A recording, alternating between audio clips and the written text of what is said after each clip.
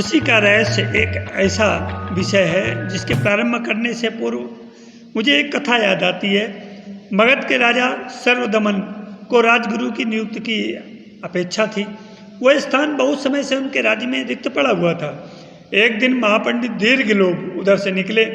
राजा से भेंट अभिवादन के उपरांत महापंडित ने कहा, राजगुरु का स्थान आपने रिक्त छोड़ा हुआ है, उचित समझें तो उस स्थान पर मुझे नियुक्त कर दें। राजा ये सुनकर बहुत प्रसन्न हुए। साथ ही एक निवेदन भी किया कि आपने जो ग्रंथ पढ़े हैं कृपया एक बार सबको फिर पढ़ लें।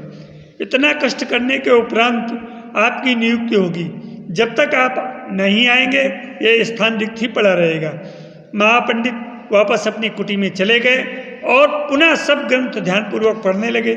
जब पढ़ लिए तो फिर नियुक्ति का आवेदन लेकर के राज दरबार में उपस्थित हुए। राजा ने अब की बार फिर भी और भी अधिक विनम्रतापूर्वक एक बार फिर उन ग्रंथों को पढ़ लेने के लिए कहा। दीर्घ लोग असमंजस पूर्वक फिर पढ़ने के लिए चल दिए। नियत अवधि बीत गई पर पंडित वापस न लौटे। तब राजा स्वयं पहुंचे और न आने का कारण पूछा। पंडित ने कहा, गुरु अंतरात्मा में निवास करता है, बाहर के गुरु काम चलाऊ पर होते हैं। आप अपने अंदर के गुरु से परामर्श कर लिया करें। राजा ने नम्रतापूर्वक पंडित जी को साथ ले लिया और उन्हें राजगुरु के स्थान पर नियुक्त किया। वह बोले, अब आपने शास्त्रों का सार जान लिया, इसलिए आप उस स्थान को सुशोभित करें। जब उत्कृष्टता व्यक्ति के व्यवहार में उतरने लगती है तो धर्मनिष्ठा स्वयं प्रकट हो जाती है। मनुष्य स्वतंत्र है और वह अपनी यात्रा को स्वयं निर्धारित कर सकता है। वह स्वयं तय कर सकता है कि उसे किस मार्ग से होकर यात्रा करनी है। वह चाहे तो पशुओं आदि की तरह निम्न भोगों में डूब सकता है, पेट और प्रजनन की संकीर्ण परिधि में ही यात्रा कर सकता है और अपनी जीवन लीला समाप्त कर सकता है। दूसरा रास्ता है कि मनुष्य इन भोगों से विरत होकर उच्च दिव्य आध्यात्मिक जीवन की ओर अग्रसर हो सकता है। मनुष्य का स्वभाव है कि वह किसी अच्छी लगने वाली या सुख देने वाली चीज के पीछे भागता रहता है, लेकिन यह जरूरी तो नहीं कि वे चीजें आपको खुशी दें। कई बार तो इसके विपरीत वे आपको दुख भी पहुंचा सकती हैं, आपको नुकसान भी पहुंचा सकती हैं। जीवन के अनुभवों में मिलने वाला यह एक ऐसा सच है जिसे अनदेखा नहीं किया जा सकता है। इन अनुभवों से गुजरने पर भी ऐसा नहीं कि खुश रहने की कोशिश छोड़ दी जाए। ये इच्छा तो होती ही रहती है, खुश तो रहना है हमें, पर हरदम ऐसा संभव नहीं है। और हमेशा खुश रहने या खुश दिखने का ये दबाव दरअसल हमारी सामाजिक नासमझी के कारण होता है। नासमझी के कारण ही हम जिंदगी में आने वाले हर अनुभव को समझकर उसका स्वागत नहीं कर पाते, बल्कि खुशी के पीछे पीछे भागते रहते हैं। खुशी के सच को समझने के लिए हमें ये बातें समझनी होंगी। किसी का मुस्कुराना उसकी खुशी का एक मजबूत संकेत दे सकता है, लेकिन हर वक्त मुस्कुराना खुश रहने का संकेत नहीं है। ज़्यादातर लोग खुशी को नकारात्मक भावों की अनुपस्थिति मानते हैं। यानी आपको हर वक्त खुश रहना है, हमें हंसते रहना है, ठहाके लगाना है, आनंद में रहना है, और जीवन में यदि कुछ नकारात्मक हो रहा है तो उन एहसासों के प्रति अंधे बहरे गूंगे हो जाना और उन पर कोई प्रतिक्रिया नहीं देना है। अरे समझदार जानते हैं कि व्यवहारिकता के धरातल पर ऐसा हो पाना संभव नहीं है। दरअसल खुशी एक संपूर्ण एहसास है, इसमें नकारात्मक एहसासों की अनुपस्थिति नहीं है, बल्कि खुशी महसूस करने के लिए जीवन में जितना सकारात्मक एहसासों के होने का महत्व है उतना ही नकारात्मक एहसासों के होने का भी है। जरूरत है तो मात्र इन दोनों अनुभूतियों के बीच बेहतर प्रबंधन की, जिसकी कला आ जाने। मनोवैज्ञानिकों ने जो अपने शोध किए हैं उसके अनुसार जीवन में सफल होने में, सफलता प्राप्त करने में खुशी एक महत्वपूर्ण भूमिका अदा करती है।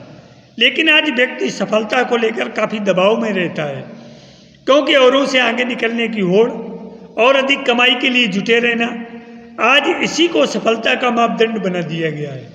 प्रसिद्धि से इसे जोड़ दिया गया है। पर प्रश्न यह है कि क्या इससे खुशी मिलती है?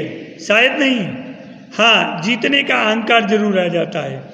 अपने प्रयासों के कारण जीत का एहसास स्वाभाविक है, लेकिन जल्द ही हम पहले की तरह जमीन पर होते हैं। सबके साथ उनकी तरह ही सामान्य होते हैं, जबकि हारने वाले जीतने वाले से कम खुश होते हैं। ऐसा नहीं है।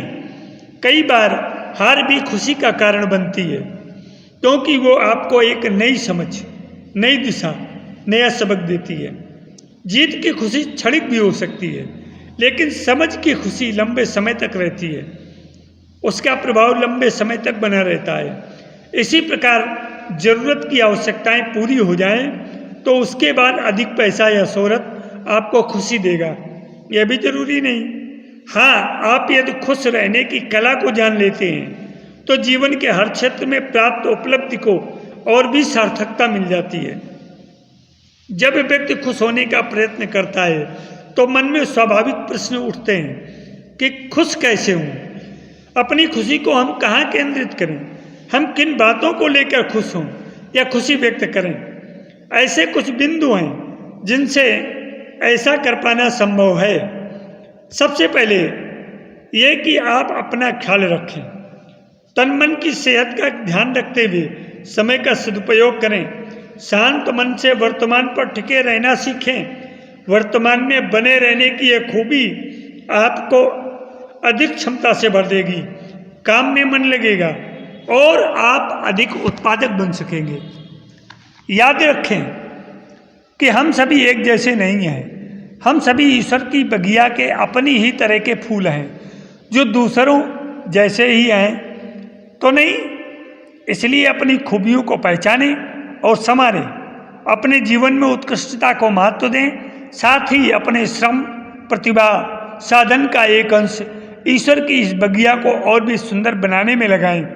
निश्चित ही तब आप खुशी के रहस्य को समझ जाएंगे और उसका आनंद। जिस मनुष्य को परमात्मा का सर्वश्रेष्ठ राजकुमार कहा गया है, जिस मानव जीवन को देव दुर्लभ कहा गया है, जिस जीवन को मनुष्य के लिए विधाता का एक अनुपम उपहार कहा गया है, वह जीवन निश्चित ही पेट प्रजनन मात्र के लिए, जीने और मरने के लिए तो नहीं हुआ है। वह जीवन निश्चित ही किसी बड़े उद्देश्य के लिए मिला है। वह जीवन निश्चित ही किसी बड़े लक्ष्य की प्राप्ति के लिए मिला है। यही वह जीवन है, यही वह मार्ग है जिसे जीकर, जिस पर चलकर सिद्धार्थ भगवान बुद्ध बन गए, महावीर तीर्थंकर बन गए, नरेंद्र स्वामी विवेकानंद बन गए, मूल शंकर स्वामी दयानंद सरस्वती बन गए, शंकर आचार्य शंकर बन गए और ऐसे अगणित लोग निहाल हो गए, बुद्ध हो गए। यह जीवन एक यात्रा है। मनुष्य नहीं, अन्य पशु पक्षी भी तो अपने तरीके से अपनी जीवन यात्रा पूरी करते ही हैं, पर मनुष्य और अन्य जीवों की जीवन यात्रा में एक मौलिक अंतर है। मनुष्य से भिन्न पशु पक्षी, कीट पतंग आदि निम्न योनियों की यात्रा कर्मफल के परिणाम स्वरूप प्रकृति के द्वारा संचालित हो। अपनी कमजोरियों, दुर्बलताओं व छोटी छोटी गलतियों पर बड़बड़ाना, कुड़ना व घुटना बंद कर दें। अपनी गलतियों से आवश्यक सबक लेते हुए सतपथ पर आगे बढ़ें। दूसरों की सहानुभूति पाने की कुचेष्टा न करें। अपनी दुर्बलताओं व दुख को स्वयं तक सीमित रखें। अपने कर्तव्य पालन में किसी तरह का प्रमाद न करें। टाल मटोल व दीर्घ सूत्रता की प्रवृत्ति से बचें। हमारे जीवन में ऊर्जा का अतिशय प्रवाह है, तो एक तरफ निष्क्रियता भी है, एक तरफ अनेकों विचार हैं तो दूसरी ओर शून्यता भी है।